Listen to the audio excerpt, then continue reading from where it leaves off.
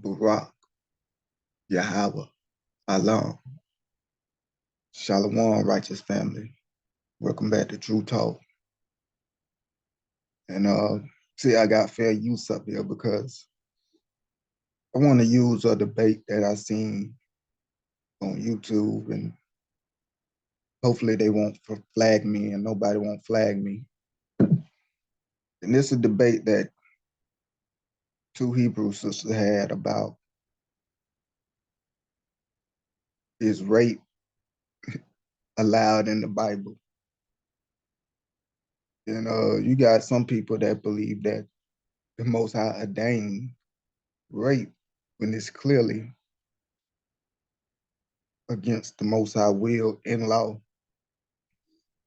And it's just,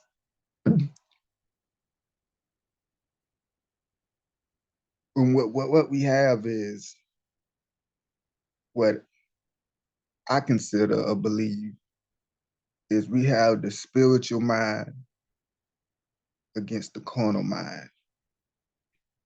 Those with carnal minds that lean on their own understanding, when they see scriptures and they don't see it with a spiritual understanding, they don't see the beauty of it.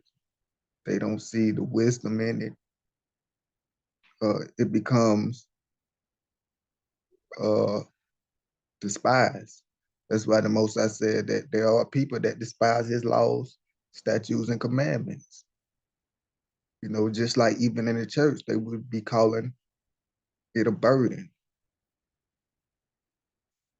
But nevertheless, when you don't look at it with your own understanding and you let the Spirit bring it to you and show you what's going on, you see the truth of it. And that's what I believe going on. I believe we got a young lady, that's supposed to be making an argument that the Bible speaks for rape. She just got a carnal mind, and she's leaning on her own understanding. And our sister Naphtali, she did a beautiful good job bringing out the law and how the Most High is against rape. But I just want to go back and kind of clarify, or in my own way, put my 2 cents in and address some of the things that the other young lady said about the scripture, because we gotta guard the Most High words. We gotta defend his words. And things like this is dangerous when you got people, I think she called herself an Israelite, and I don't know if she believes in the Bible, she thinks she's a chemic or whatever. But this is what I'm talking about. When you have people that's double-minded and confused, and they going by their own understanding. And this will make a lot of people despise the Bible and hate the Bible, because, she was more on the side of trying to say, instead of saying the Bible, trying to support, does the Bible condone rape? She more was trying to condemn the Bible and saying that women's had no rights, women's had, was mistreated. And, that's kind of her angle that she was going to, trying to say this was the culture back then, and this is how they treated the women's had no right. So she was making an argument that it was cool for them to just take the punani when they want to, because the woman really didn't have no rights. And I just want to come in and kind of clarify some of the things, and correct some of the errors that she believed, because she came at it at a carnal mindset. And by the Most High will, I want to come at a spiritual mindset and show you how the Most High laws is good, and some of the things that she was putting on, or saying about the scripture, was based off her carnal understanding and not what the Most High truly meant. So let's go there right quick.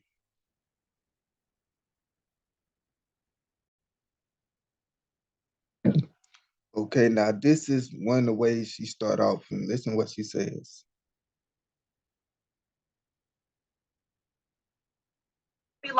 to their fathers and husbands. If you don't believe me, here's a scripture. Unto the woman he said, I will greatly multiply thy sorrow and thy conception. In sorrow thou shalt bring forth children, and thy desire shall be to thy husband, and he shall rule over thee. He shall rule over thee. It's in Genesis. The man rules over the woman in ancient times, according to this culture. Now, a couple ever she went wrong in. She says, according to ancient times. Now, this now according to ancient times, there's the mandate that the Most High set up for the family. People say, you know, that's like saying, yeah, in ancient time it was the man and the woman, but now that's that culture. But now in our culture, it's man and woman and woman. No, the Most High don't change. And when it says the man should rule over the woman or should take authority over the woman, when you rule over something, it's your responsibility. It's your you're supposed to provide for it, protect it. Now, for women, that's a good thing, right? It's like we being children and our parents, they rule over us. They got authority over us. But it's not to beat us down, to make us feel bad or to abuse us. Like, you know, you got some family parents that do that to their children. But the idea is that we as kids, we need guidance.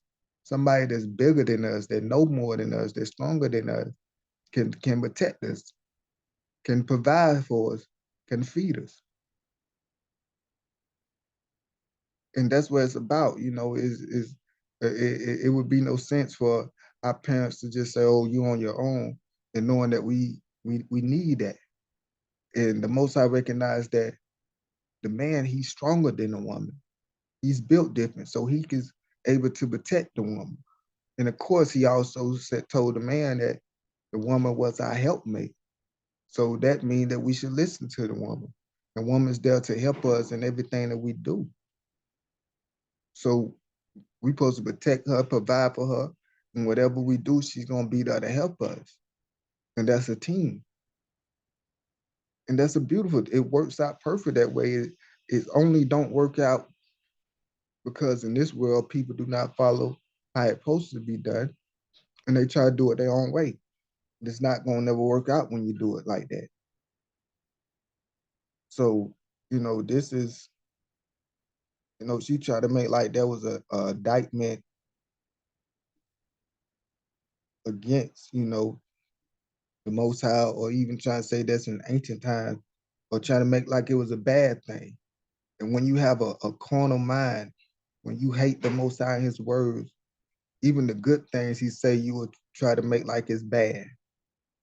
But not want to be on here too long because I may do, you know, multiple videos to break down every little thing she said that was wrong. Not every little thing, but I want to go through this thoroughly and really bring clarity to all the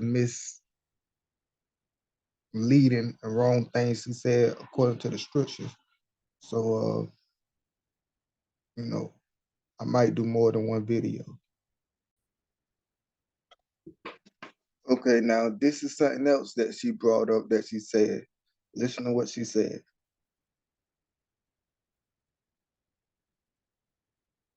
Times were owned by fathers or husbands. It's all through the Bible. Numbers chapter 30 says, verse 2 says, if a man makes a special promise to the Lord or makes a promise with an oath, he must not break his promise. He must do everything he said he would do. Why? Because a man wasn't owned by his mother or his father. He made the oath and he stood by it as a man in society. He had his own individual power. But if you see the contrast of verse 3, it says if a young woman might still be living in her father's house, and the young woman makes a special promise. If her father hears about the promise and agrees, and the woman must do it, then he says, okay, but if he doesn't like it, I'm going to paraphrase just for time. If he doesn't like the promise, guess what? He can actually make her break the oath with her power, with God.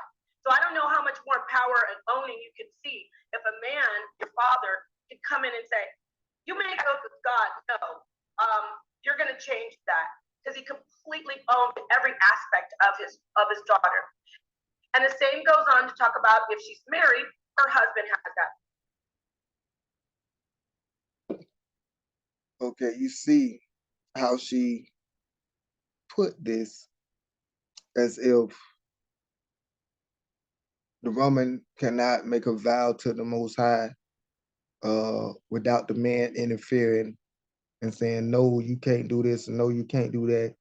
And really, she got this backwards, and she looking at this at a corner way. When the Most High gave me understanding, I started reading the scripture, and I asked him to let me understand his words and his law. And this is one thing when the Most High said, how would they know unless he send teachers to teach them? Sometimes you got people that need teachers. And this young lady, not, nothing against her, she don't have no man or nobody to teach her the scriptures. And I'm pretty sure she's going in the scriptures and reading it on her own. And because she don't have the Ruach in her, she don't understand what she's reading like most of us did when we read the Bible. And a lot of this stuff, when I started reading, it sounded harsh and wrong also, because we don't know the ways of the Most High, because we don't have his Ruach. But once you have his Ruach along his ways, you realize his ways is better than our ways. You realize everything he do is for our benefit. It's for our help. And nobody's there to teach this woman the scripture, to break them down, to tell her what this really means. Now we're gonna go to understand what the Most High was saying and what this really means about the vow and the woman living with her in her father's house, and her father able to uh, say no to the vow that she made to the Most High.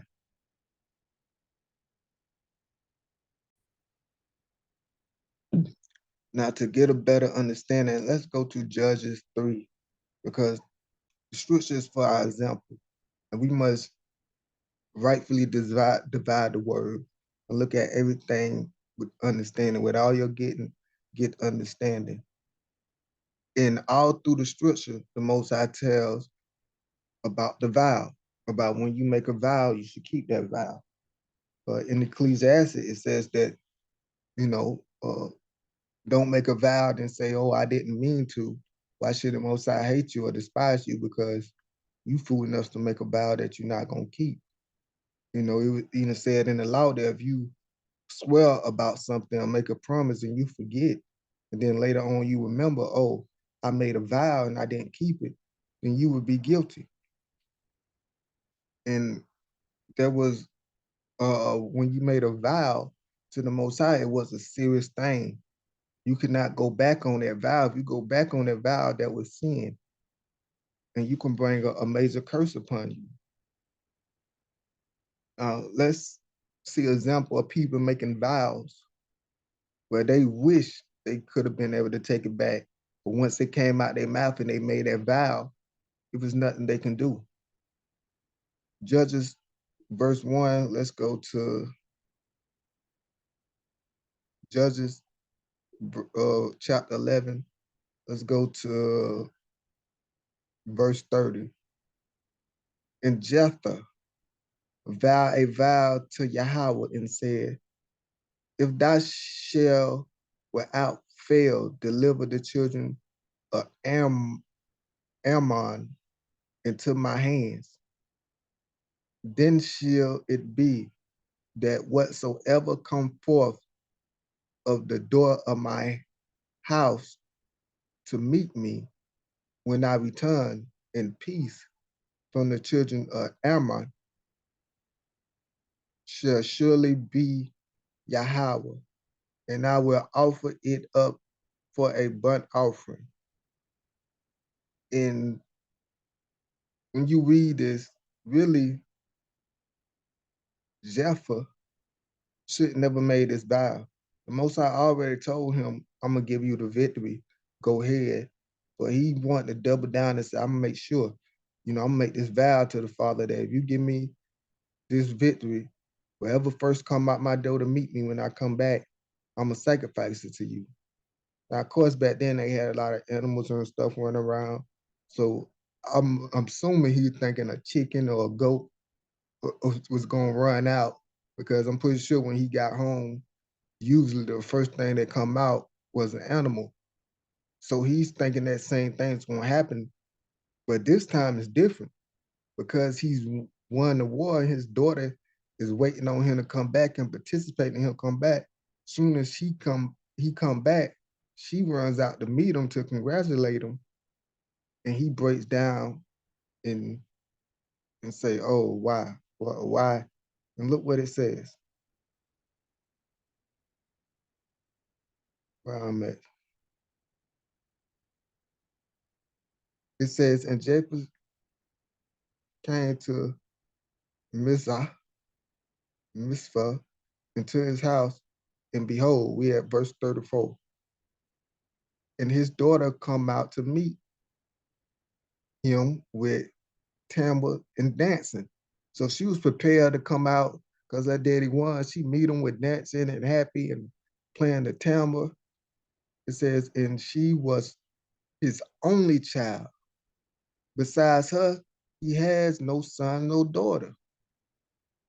And it came to pass when he saw her that he went his clothes and said, Ah, my daughter, thou hast brought me very low. Thou art one of them that trouble me. For I have opened my mouth to Yahweh. And look, and I cannot go back. When you make that vow, no matter what vow it is, you got to keep it. The Most High expecting you to keep your word. You know, in this world, we say, as a man, you only got your balls in your word. And a lot of people, we don't have our words. We may have our balls, but not our words. And nowadays, a lot of people even chopping off their balls. But back then, you had to stand on what you say. And the Most High was holding that to us. Whatever you say, especially when you make a promise, you stand on that, even to your own hurt. And look what she said. She said to him, my father, if thou open thy mouth to Yahweh, do to me according to what has perceived out of your mouth. Because she knew if you made a vow, then whatever you said you're going to do, just do it. Because you done said it to the Most High. Now, don't you think he wished somebody was there to when he made that vow to say, nah, bro, don't make that vow. And that's why the Most High, let's go to it where it said.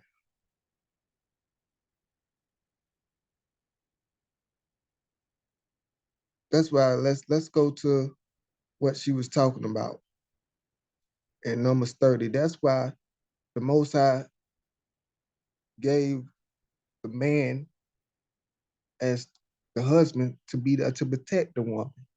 So when she do silly things or things that's not right, that he can correct it. And also a daddy, if she was, it only says if she was still in her father's house. So if she's still in her father's house, she's still under her father's protection. He still got to rule over her. And people don't like that role, but what that really means, he's got to provide and protect for her. She's his responsibility. You know, that's why the Most High said, those that are greater than you should be your servant. He's there to serve her. Those that's better than her, we don't serve them, they serve us. That's why our parents was feeding us and we wasn't feeding them. That's why our parents was hiring us and buying us stuff. And we wasn't buying them stuff because they was greater than us and they was serving us. So even as a husband is greater than a woman, in the sense he supposed to serve her. And the daddy of the household, he supposed to serve his daughter. If you serve your daughter, you gonna look out for her. So the Most High made it well before something bad, before somebody can make a bad vow, that somebody with sense that's old enough to protect that person can protect that person if they hear it. Now look at the choices that he gave. Now this is so beautiful when you look at it. She tried to make it be so ugly. It says that Moses spoke to the head of the tribes concerning the children of Israel, saying, and this is Numbers 30, this is the thing which Yahweh has commanded. If a man vows a vow, now we don't look at that word man before. Man is the most high, he called woman and man man. That's what the most high call us. So in certain situations, you got to understand when it say man, he's not just talking about the man. He's talking about the man and the woman. And this is what I believe he's talking about, both the man and the woman. Because if a man and a woman make a vow, they both got to keep it. But there's some, if a woman do it while she's in her father's house, it explains a little deeper. But listen, it says if a man or woman, make a vow to Yahweh, and swear a oath to bound his soul with a bond, he shall not break his word. He shall do according to all that proceed out of his mouth. Now, like I said, I believe this is talking about the man and the woman because this applies to both. But if it's a woman that vows a vow to Yahweh and bound herself with a vow, being in her father's house, so this is a woman, so it's talking about a woman that's still in her father's house. This is the mandate. If the woman is not married, she's still in her father's house. So the father is responsible for her in her father's house in her youth. So this is a young woman, not married, still in her father's house. And look what it says. And her father hear her vow in her bond with which she bound her soul. Looking at the words of it say, bound her soul. So when you make that vow to the Most High, it's done. And her father shall hold his peace at her.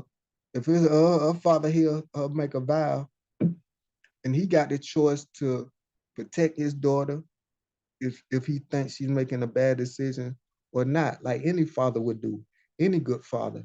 This is not ruling over her in a mean way or not making her make her own decision.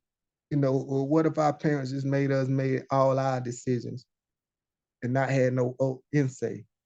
They was over us. We couldn't just make any and every decision because a lot of times our decision was not right and they knew better.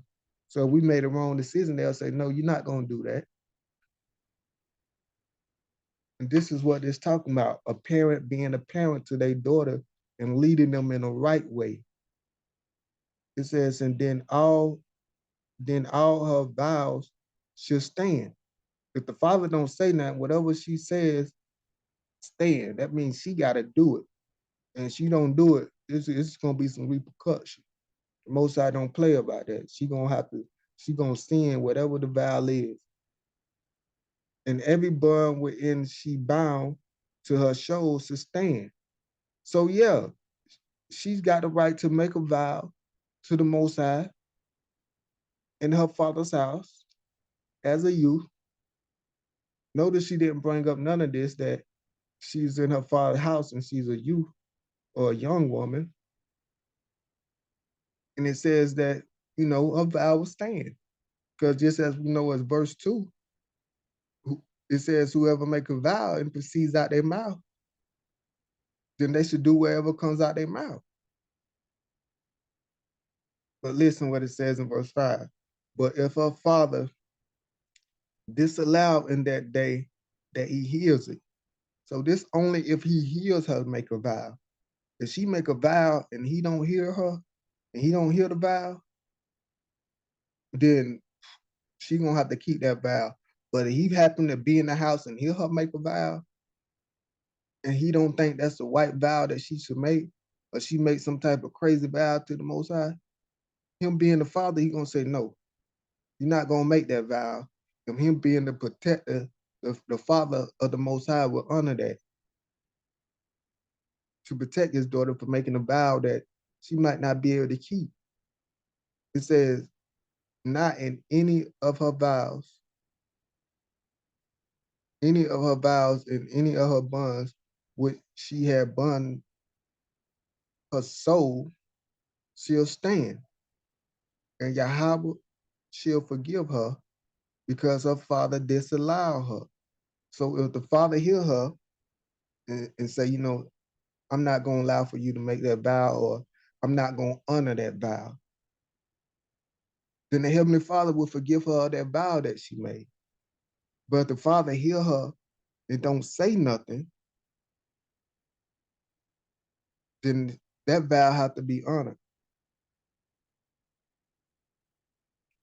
It says that if she's at all an husband, if she has at all a husband.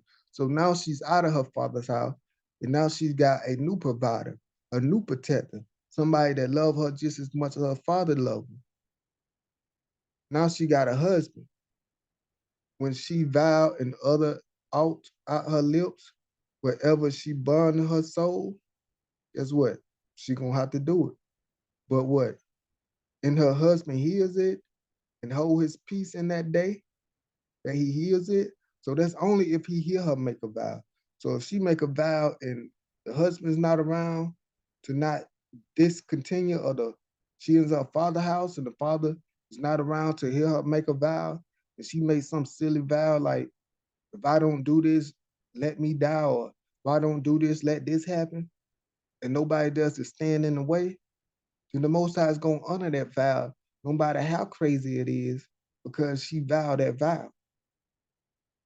Now the husband, he said, if he hear it and he don't say nothing, then her vow should stand, and her bond which she made with her soul between the Most High, it should stand because they're between her and the Most High.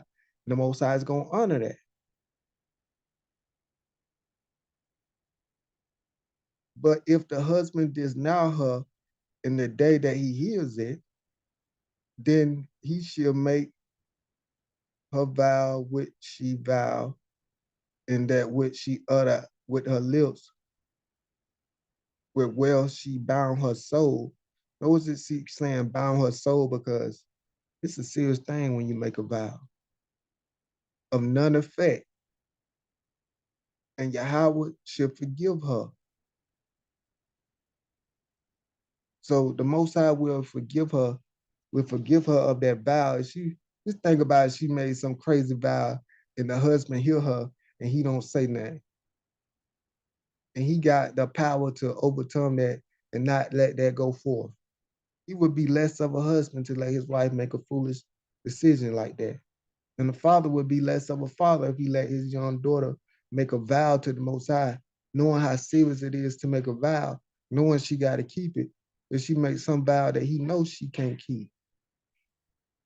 But look what it says. It says, but for every vow of a widow or her that is divorced, wherein there has no, that she has bound her soul, should stand against her.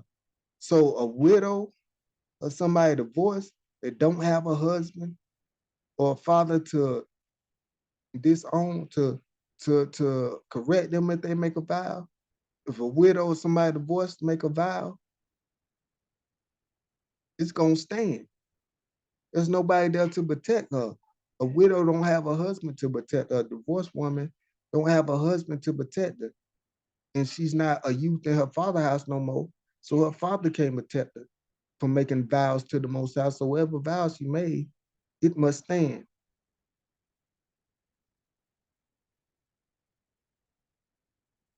And if she vowed in her husband's house or bound her soul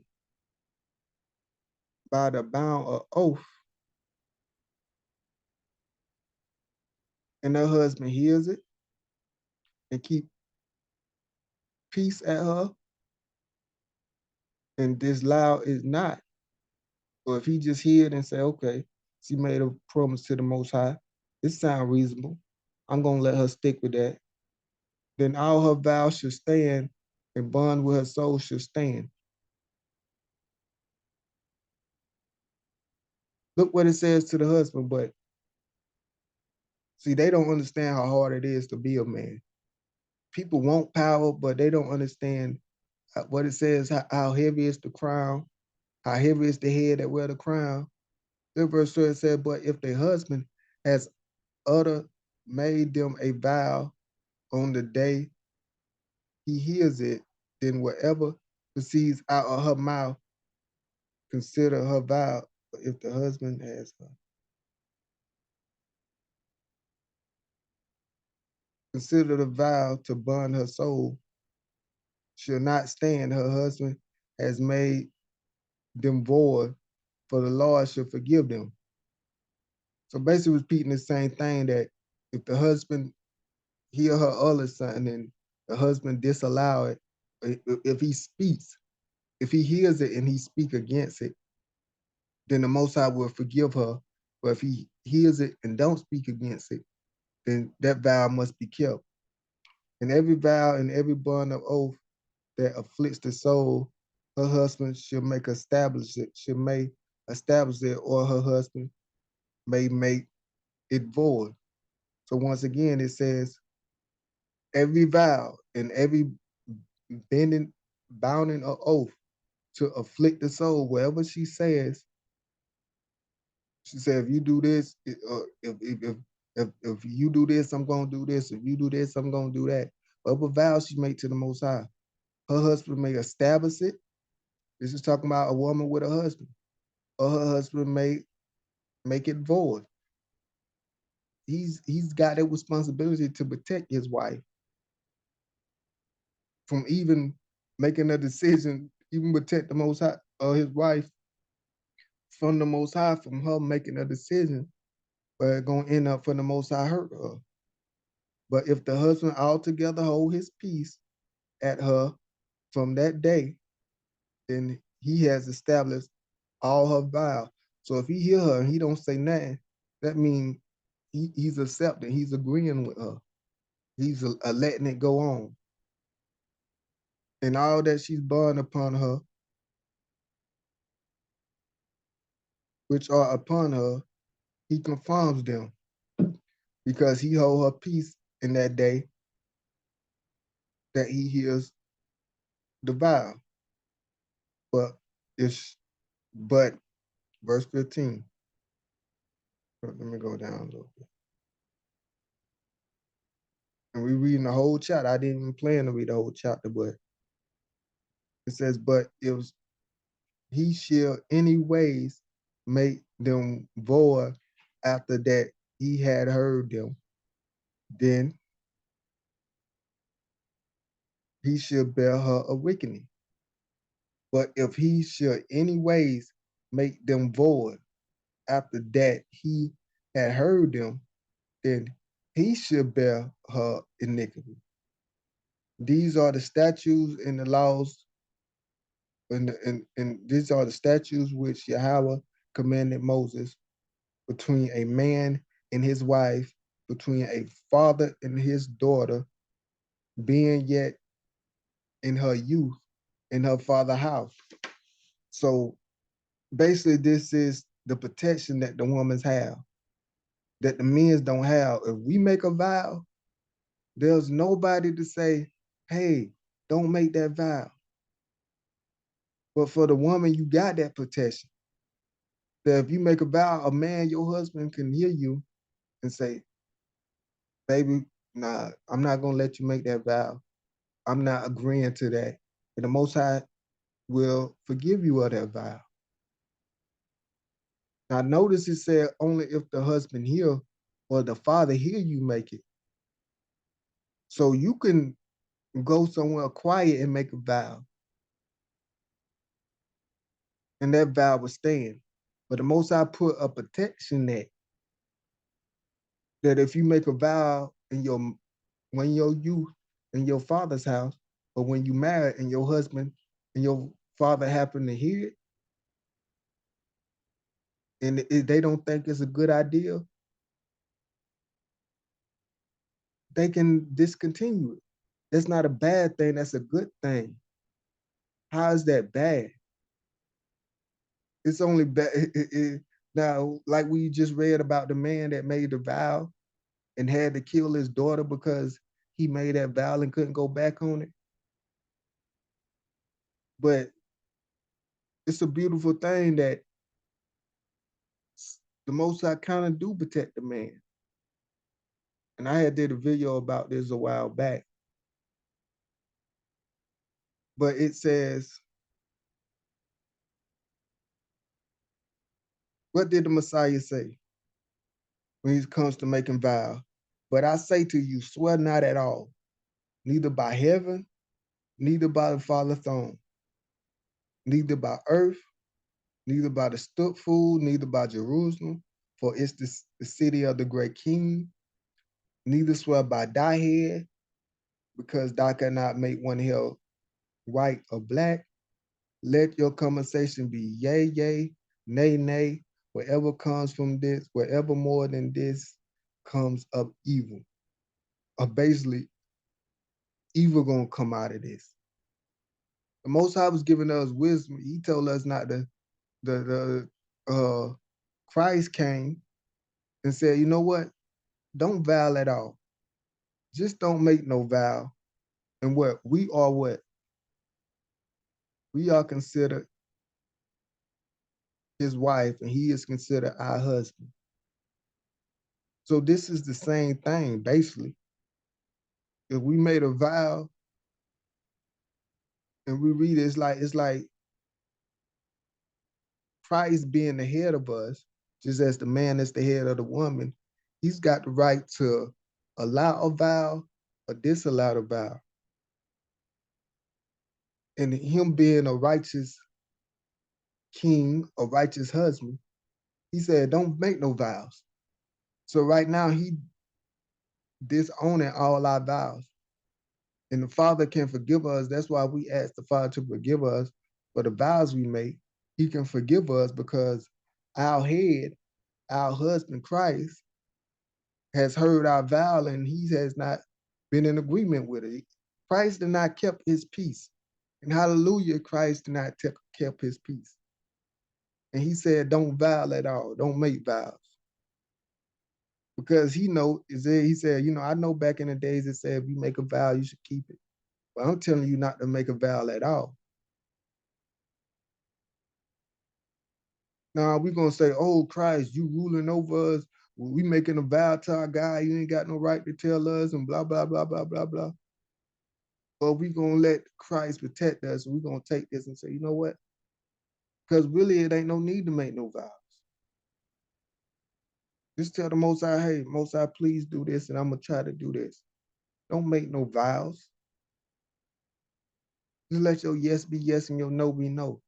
Because you put more pressure on you're gonna get yourself in trouble. Evil gonna come up. And Christ know, the Most High know how many people made vows. Even when Saul made a vow, when they won, that anybody eat anything that day that they should be put to death. And who ate? His son ate. And he was about to put his own son to death because he knew he couldn't go back on that vow. But the people saved, I can't think of his son's name right now, but saved Saul's son from Saul killing his own son because Saul made a vow that if anybody eats something that day, that they must die.